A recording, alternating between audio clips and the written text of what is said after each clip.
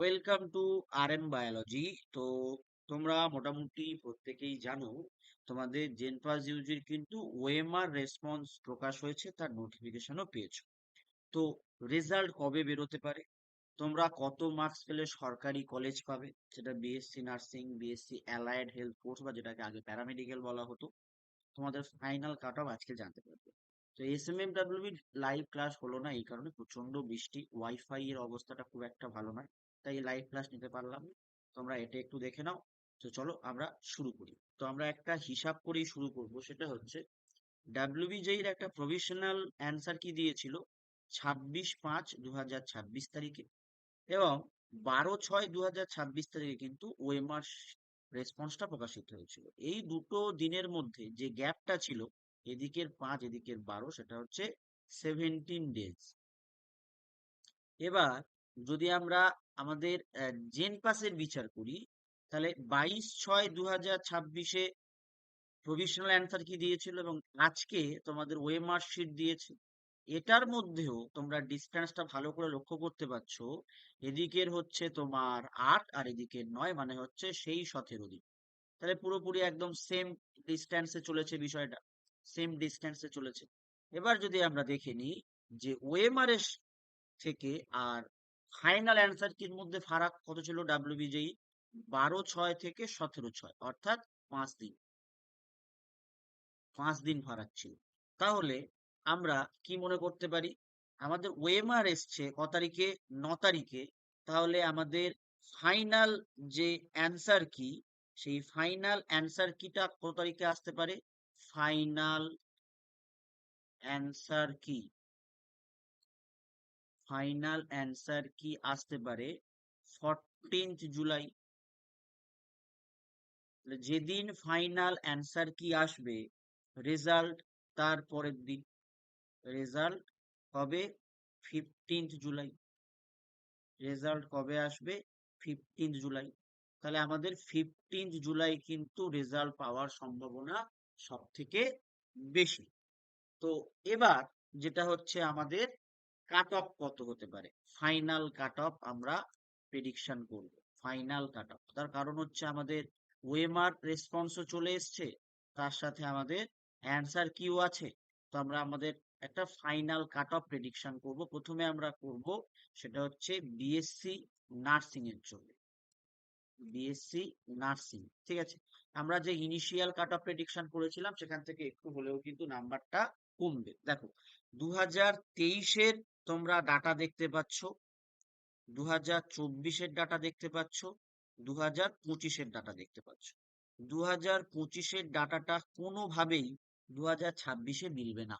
তার কারণ 2025-এর সিনারিওটা একটু অন্যরকমের ছিল, প্রচুর সমস্যার সৃষ্টি হয়েছিল। আমাদের 2024-এর কাট অফ 2026-এর সঙ্গে মিলে যেতে পারে। 2024-এর কাট অফ 2026-এর সঙ্গে মিলে যেতে পারে। তো সেক্ষেত্রে যদি আমরা ক্যাটাগরি ওয়াইজ বলি, সব থেকে প্রথমে আমরা বলবো জেনারেলের জন্য। মানে মোটামুটি তুমি ধরে নিতে পারো, তোমার যদি র্যাঙ্ক 2900 থেকে 2950-এর মধ্যে থাকে, মানে আমি বলে দিচ্ছি জিএমআর, এগুলো সব জিএমআর, ঠিক আছে, 2900 থেকে 2950-এর মধ্যে থাকে, তাহলে তুমি কিন্তু একটা সেফ পজিশনে আছো। তার জন্য তোমার মার্কস কত লাগছে? 50 থেকে 51, এই মার্কসটা তোমাকে তুলতে হচ্ছে। যদি আমরা চলে আসি ওবিসি, এখন যেহেতু এ আর বি কিছু নেই, ওবিসি দের জন্য, তো মোটামুটি তুমি ধরে নিতে পারো 3400 থেকে 3450। তার জন্য তোমার মার্কস চাই 45 থেকে 46 নাম্বার। এটা হচ্ছে মার্কস। তারপরে হচ্ছে 3 নাম্বার, যদি আমরা ইডাব্লিউএস বলি, ইডাব্লিউএস এর মোটামুটি তুমি ধরে নিতে পারো আপ টু 8K, অর্থাৎ 8000 র্যাঙ্ক পর্যন্ত থাকলে তুমি কিন্তু একটা সেফ জায়গায় থাকতে পারবে। তো মোটামুটি তুমি ধরে নিতে পারো সেক্ষেত্রে তোমার মার্কস চাই 42 নাম্বার, ঠিক আছে। 42 নাম্বার তোমার পেতে হবে।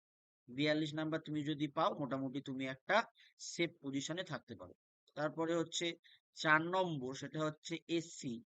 এসসি দের ক্ষেত্রে মোটামুটি তুমি ধরে নিতে পারো আপ টু 5.6K অর্থাৎ 5,600 পর্যন্ত, সেক্ষেত্রে মার্কসটা তুমি ধরে নিতে পারো প্রায় তোমার থাকতে চলেছে 44-43 এই জায়গাটাতে। 44-43 এরকম মার্কস যদি তোমার থাকে, তুমি কিন্তু একটা সুযোগ পেতে পারো। তারপরে হচ্ছে এসটি। এসটি মোটামুটি 16,500 প্লাস মার্কস হচ্ছে 27।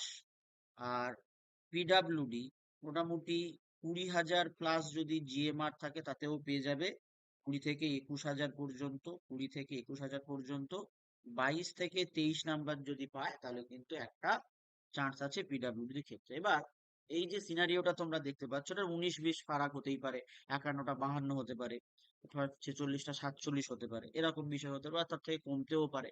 তুমি 49 চান্স পেয়ে যেতে পারো, সেক্ষেত্রে তোমার তখন র্যাঙ্কটা আর একটু ইনক্রিজ করে যেতে পারে। তো সেফ জোনে যারা আছো জেনারেলদের মোটামুটি ধরে নাও, তুমি যদি 3K পর্যন্ত তোমার র্যাঙ্ক থাকে তুমি জেনারেলে সেভ আছো। 3K পর্যন্ত র্যাঙ্ক থাকলে তুমি জেনারেলে সেফ পজিশনে থাকতে পারো up to mop up round. Up to mop up round আমি এখানে যেটা বললাম, মোটামুটি সেকেন্ড রাউন্ড পর্যন্ত তোমাদের হয়ে যেতে পারে। মপ আপে আরেকটু হলেও কিন্তু মার্কস কমতে পারে, সেটা কত সিট পড়ে আছে তার উপর ডিপেন্ড করছে। এবার যদি আমরা বিএসসি নার্সিং এর ক্ষেত্রে 2024 সিনারিও হচ্ছে বলতে পারি, তাহলে সেক্ষেত্রে আমরা প্যারামেডিকেলের কাট অফ 2024 কেমন ছিল সেটা যদি আমি তোমাদের সঙ্গে শেয়ার করি।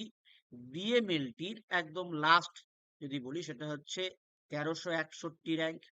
বিসিসিটি 2483 র্যাঙ্ক, সব কিন্তু জিএমআর এ। বিওটিটি 2440 র্যাঙ্ক। Microbiology 2509 rank.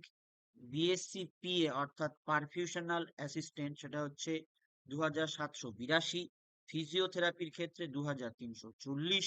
আর যেটা হচ্ছে তোমার অপটোমেট্রি বা বিবিএসও বলে, সেটার ক্ষেত্রে তোমার ভীষণ যেটা, সেটা হচ্ছে 2389। এরকম অবস্থায় কিন্তু ছিল।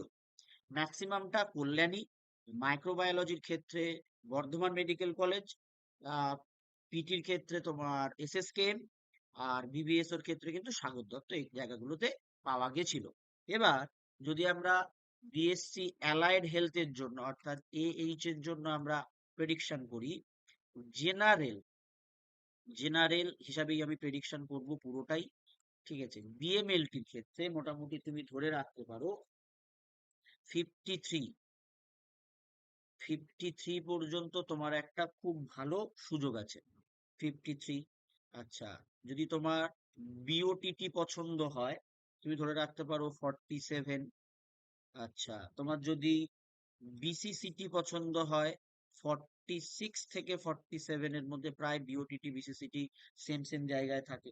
তারপরে হচ্ছে তোমার মাইক্রোবায়োলজি, মাইক্রোবায়ো, সেটা তুমি ধরে নিতে পারো 46 45 এই জায়গা তুমি থাকতে পারো, তাহলে হয়ে যেতে পারে। তারপরে হচ্ছে তোমার যেটা পিএ, সেটা তুমি ধরে নিতে পারো 44। পিটি তুমি ধরে নিতে পারো 45 থেকে 46, এরকম বিষয় হতে পারে। আর বিভিএসও মোটামুটি তুমি ধরে নাও 46 মার্কস তোমাকে পেতে হচ্ছে। এবার জেনারেলদের যে মার্কস পেতে হচ্ছে, সেখান থেকে তুমি যদি ক্যাটাগরিতে বিলং করো তাহলে 3 থেকে 4 মার্কস তুমি কিন্তু কমিয়ে নিতে পারো। 3 থেকে 4 মার্কস তুমি কমিয়ে নিতে পারো, মানে মোটামুটি তুমি ধরে নাও, তুমি যদি 50 প্লাস থাকো, 50 প্লাস ইরেসপেক্টিভ, মানে অল কাস্ট অ্যান্ড ক্যাটেগরি, ঠিক আছে, অল ক্যাটাগরি লিখে দিচ্ছি, কাস্ট লেখার দরকার নেই। অল ক্যাটাগরি তুমি যদি 50 প্লাস থাকো, তুমি কিন্তু বিএসসি অ্যালাইড হেলথ সায়েন্সের কোর্স পেতেই পারো। 50 প্লাস থাকলে তোমার যদি প্যারামেডিকেলে আসার ইচ্ছা থাকে তুমি কিন্তু পেয়ে যেতে পারো, ঠিক আছে। তো মোটামুটি এটাই এই পর্যন্ত। তো যারা চ্যানেলে নতুন অবশ্যই চ্যানেলটি সাবস্ক্রাইব করে দিও, এবং তোমাদের ওএমআর যে রেসপন্সটা এসছে সেটা এবং যে প্রভিশনাল অ্যান্সার কিটা আছে সেটা মিলিয়ে কার কত মার্কস হচ্ছে সেটা কিন্তু এই ভিডিওর কমেন্ট বক্সে কমেন্ট করে দিও। চলো, টাটা।